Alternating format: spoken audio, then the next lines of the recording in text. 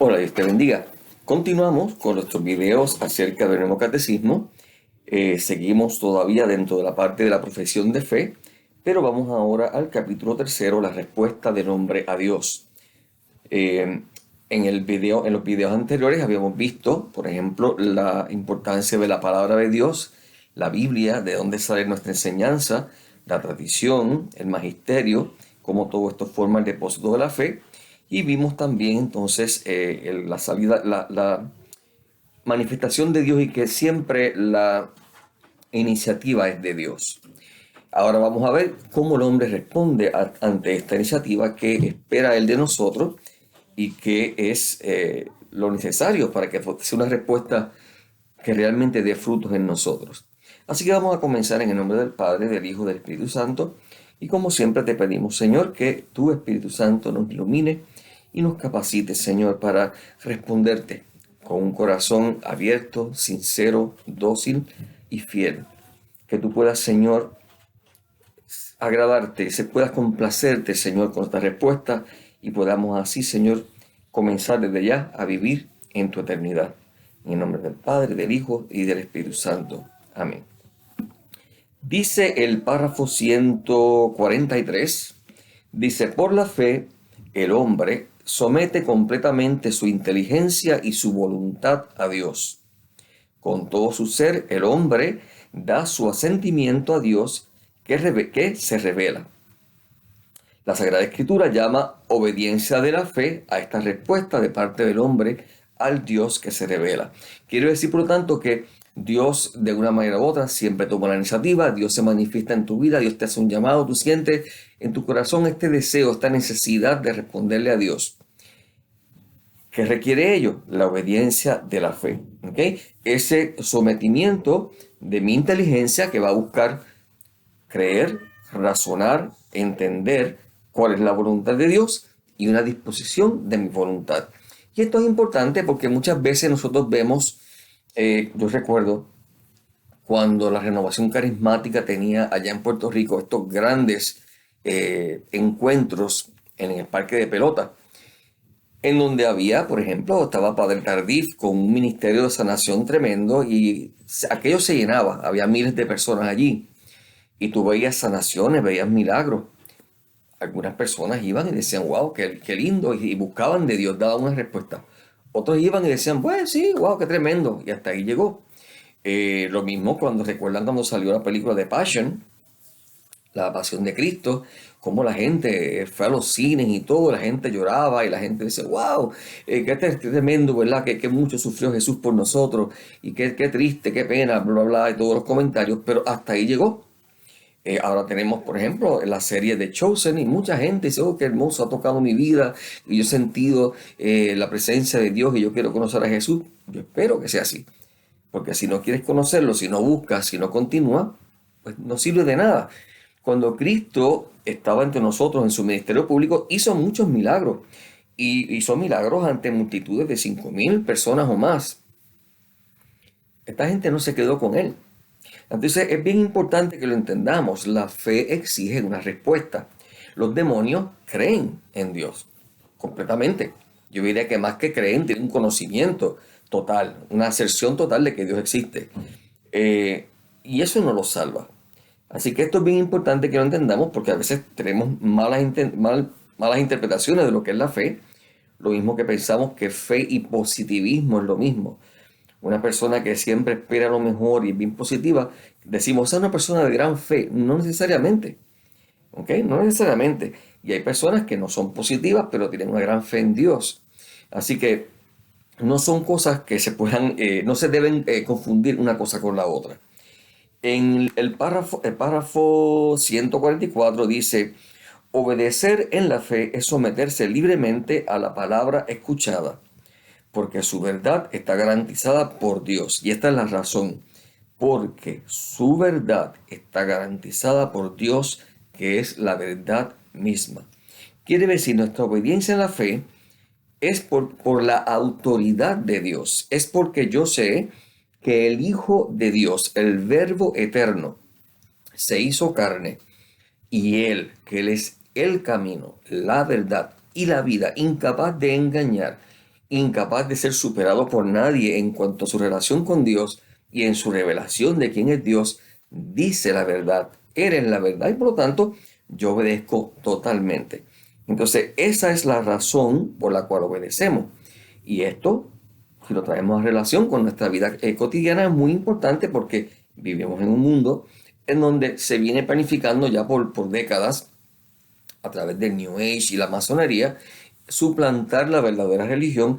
Y como se sabe que si se te ataca de lleno, ¿okay? Si se te dice no puedes creer en Dios, la gente reacciona.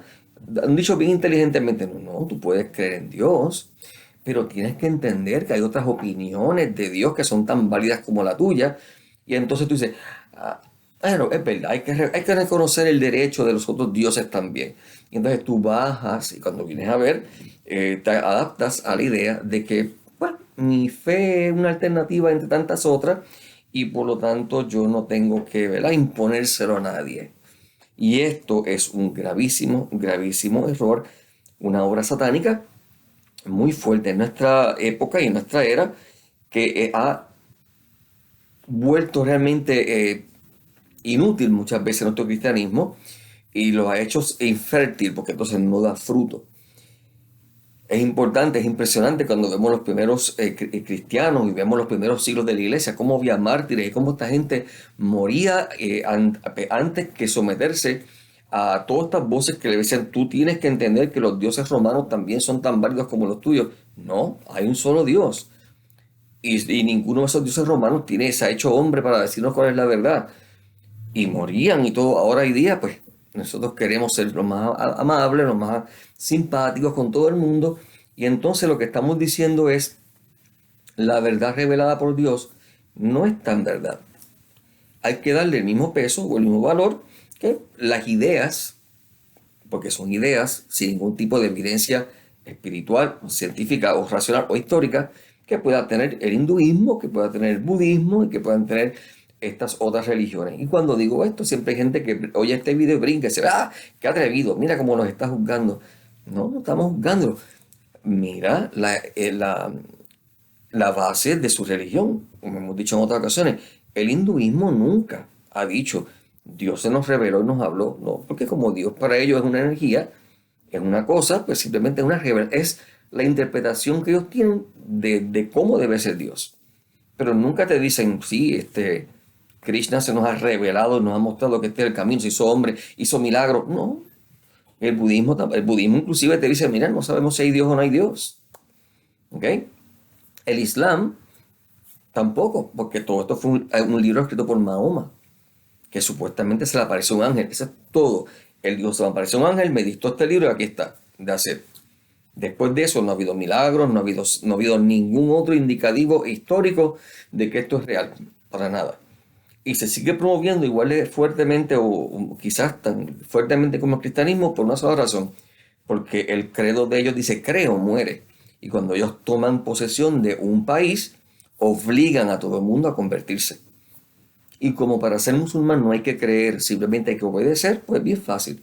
Así que no estamos inventando nada y no estamos diciendo que ellos son gente mala y que están por debajo de nosotros. Estamos diciendo que nosotros no somos un club mejor, nosotros tenemos una obligación y una encomienda del Dios verdadero, ¿okay?, que se hizo hombre, que se reveló, que murió por mí, que resucitó en la cruz, murió en la cruz, resucitó por mí, y que fundó toda una iglesia y que le dio la orden de que fuéramos y lleváramos su mensaje, no el mío, su mensaje a todas las naciones. ¿Okay?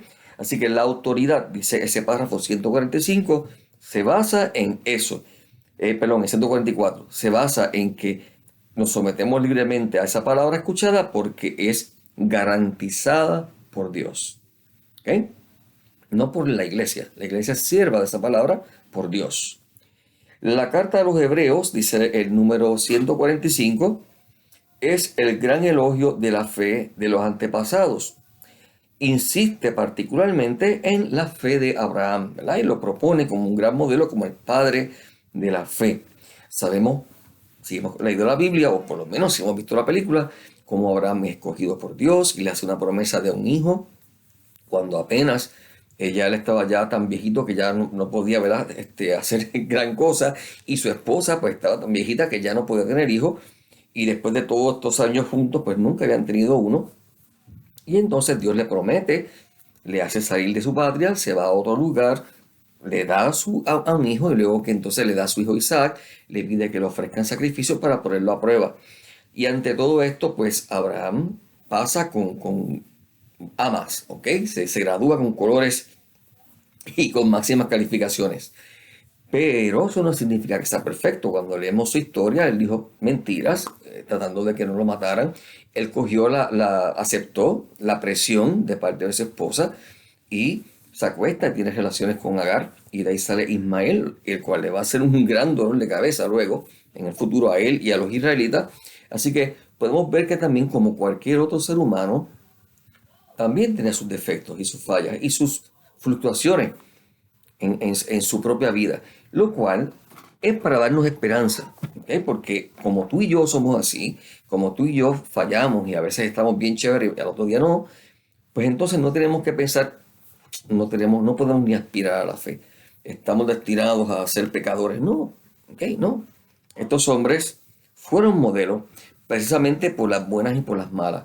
Fueron modelos porque se parecen a mí, ¿ok? Y tienen el potencial de lo que yo puedo hacer cuando me abro a Dios y el potencial de mis defectos y de mi propia naturaleza humana. El párrafo 146 dice, Abraham realiza la definición de la fe dada por la carta a los hebreos.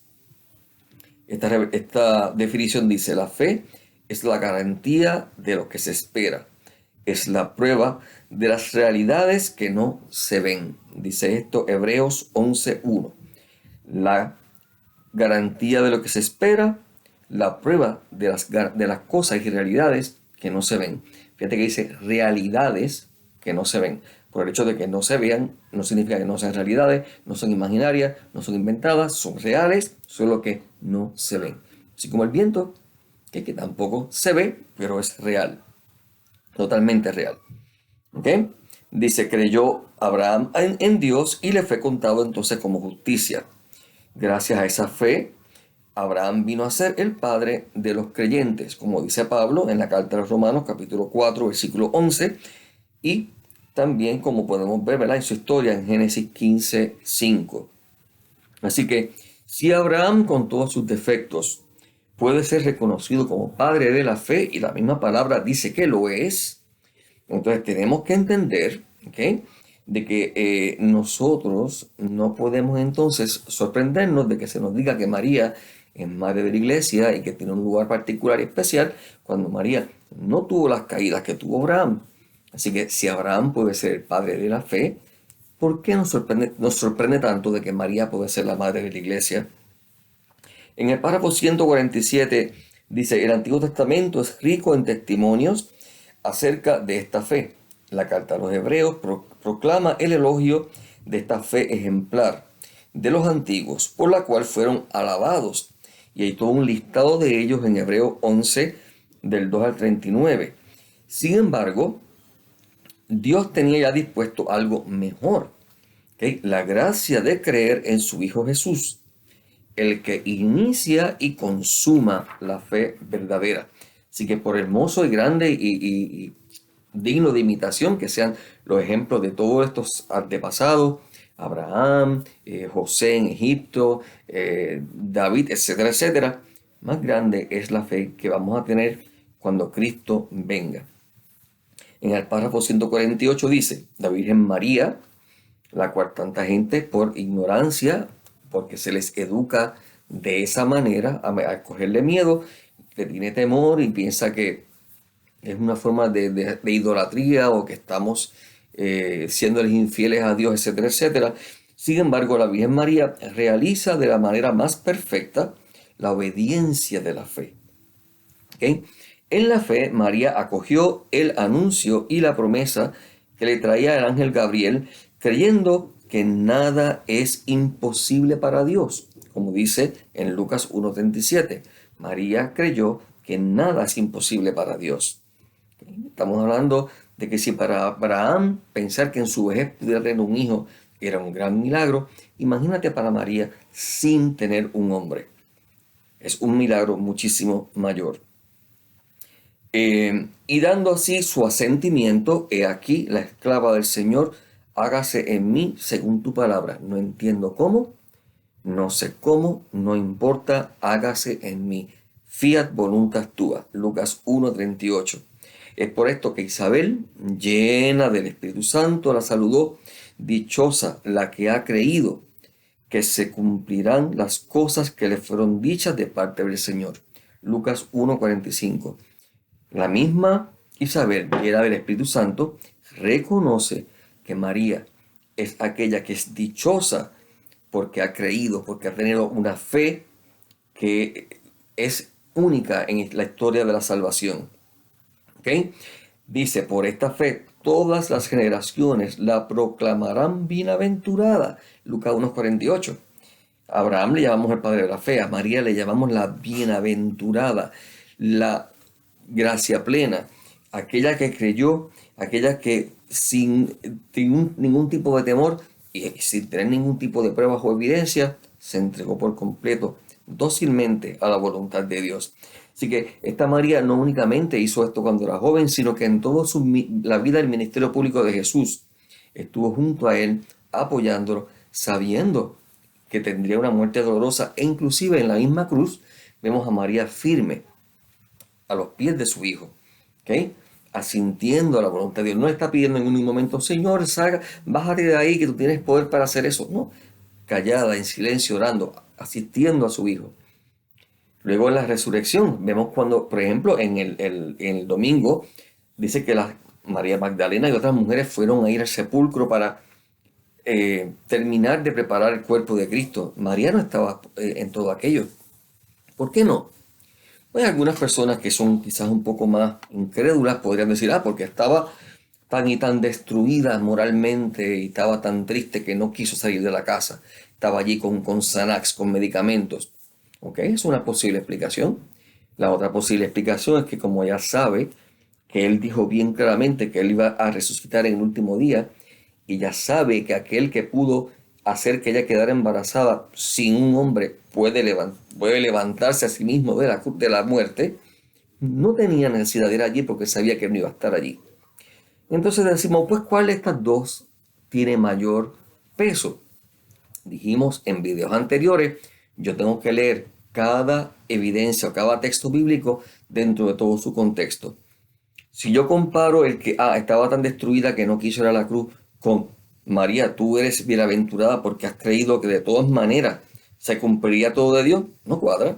Pero si yo doy la explicación de que María, que sabe que las promesas de Dios se cumplen de todas maneras, no fue porque sabía que no iba a estar allí, mira cómo hace mucho más sentido con el resto de la escritura. Por eso es que todo evento bíblico se tiene que interpretar no solo, no aparte, sino en el conjunto de la escritura. Así que por eso nuestra madre es modelo de nuestra fe. Luego nosotros también decimos, como dice San Pablo en la segunda carta a Timoteo, capítulo 1, versículo 12, yo sé en quién tengo puesta mi fe.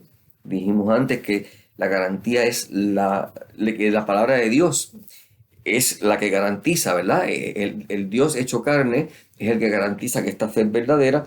Aquí San Pablo hace eco de esas palabras diciendo, yo sé en quién tengo puesta mi fe. Así que creer en Dios, como dice el párrafo 150, es mucho más que simplemente decir yo creo que existe. Es justo y bueno confiarse totalmente a Dios y creer absolutamente lo que Él dice. Sería vano y errado poner una fe semejante en una criatura. Como dice, ¿verdad? Jeremías 17, 5 al 6, y el Salmo 140, el Salmo 146, que nos invitan a no poner nuestra confianza en el hombre. Esto es muy importante porque yo he visto muchas personas con una fe católica muy pobre, una fe católica muy superficial, pues soy católico porque mamá y abuela eran católicas y yo me llevaron a la iglesia desde pequeño, de pequeña, y por eso pues yo voy, ¿verdad? Y ya. Y no tenemos conocimiento pleno de nuestra fe y se escandalizan por cualquier cosa y ponen su fe en aquel sacerdote, en aquel obispo, en aquel papa, y cuando este sacerdote, este obispo o este papa falla, caen en crisis. ¿Ok? Mientras Padre Aquel allá en Puerto Rico hacía sus convivencias y todo aquello, se llenaba aquello, todo era maravilloso, la gente le besaba los pies. Pero si un día descubrieron que tiene mal humor o le salió quizás fuerte a una persona o lo que sea, entonces inmediatamente, por eso que yo no creo en la iglesia. ¿Ves? Por eso, fíjate, aquel que tanto la gente hablaba, ya, falló. O sea, de nada vale 30, 40 años de servicio fiel a la iglesia si un día comete un error, ya. Y aunque fuera algo más grave, el asunto sigue siendo, no pongas tu fe en el hombre. ¿Okay? La iglesia no es un cura, un obispo, un papa o un diácono. La iglesia es el conjunto del pueblo místico de Dios. Somos tú y somos yo, en unión con el magisterio de la iglesia. Claro que sí, pero con el magisterio verdadero. Con aquel magisterio que está enseñando la fe fielmente según la hemos creído por 2000 años. No cualquier obispo o cura o lo que sea que esté inventando ahora y que venga a tratar de cambiarla. Entonces, esto es bien importante que lo entendamos y no se escandalicen. Vi un video, no sé si es cierto o no es cierto, no lo comprobé, un video que supuestamente decía que el Papa había dicho que la cadena EWTN, la cadena que fundó la Madre Angélica, era una obra del diablo. Pues yo no sé si el video, si lo que está diciendo es verdad o no, en cuanto a que el Papa haya dicho eso o no, ni en qué contexto lo dijo, si es que lo dijo. Pero rápido veo abajo los comentarios.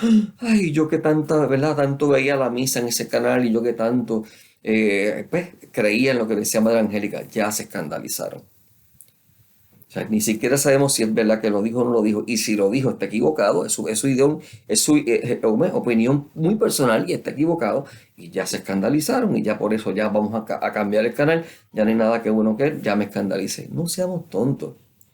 ¿Okay? No seamos tontos, igual que hay muchos que tú criticando al Papa, tú eres un anticatólico. No, yo no critico al Papa. Yo tengo que señalar cuando algo está mal. Esa es mi obligación, porque dice aquí, mi fe está en Dios. Dice el nuevo catecismo que la fe no está en un hombre. El Papa, como hemos dicho en otras ocasiones, tiene unas promesas de infalibilidad dentro de unas condiciones de enseñar de una manera autoritaria, ¿verdad?, la fe. Pero en sus opiniones personales, él es tan falible como tú y como yo. Y por lo tanto, yo no me escandalizo, yo oro por él todos los días. Y reconozco que es el Papa y oro por él. Fantástico.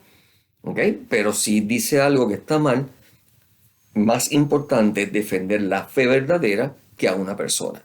Y eso es lo que nos está invitando el nuevo catecismo en el párrafo 150. Así que búscalo tú mismo, léelo y verás que no tienes que estar escandalizado porque de vez en cuando, digamos, en esto se equivocó. Si es, como lo digo, si es que lo dijo. Porque si es una noticia de mentira, pues entonces el pobre hombre ya lo están calumniando y entonces ya estaríamos mal en ese aspecto. En el párrafo 151 dice, para el cristiano creer en Dios es inseparablemente creer en aquel que Él ha enviado, a su Hijo amado, en quien ha puesto toda su complacencia. Yo recuerdo a aquella muchacha una vez en el colegio, en la clase, que su mamá o abuela era testigo de Jehová y los testigos de Jehová no creen en Cristo. Y yo vengo y digo, sí, porque para ser cristiano, o sea, si no creen en Cristo no son cristianos. Y ella sale y dice, ahora sé yo que para ser cristiano hay que creer en Cristo. Y todos los muchachos empezaron a reírse porque, por supuesto, que hay que creer en Cristo para ser cristiano. ¿Okay? Se cae de la mata, pero a veces no razonamos. Así que eso dice el párrafo 151, para ser cristiano hay que creer en el Hijo amado del Padre. En Marcos 1 al 11 dice esto. Luego también dice, Dios nos ha dicho que le escuchemos. ¿Se acuerdan en el bautismo? Este mismo amado, en la transfiguración, este mismo amado, escúchenlo. El mismo Señor dice a sus discípulos, creen en Dios, crean también en mí. Juan 14:1. ¿Okay?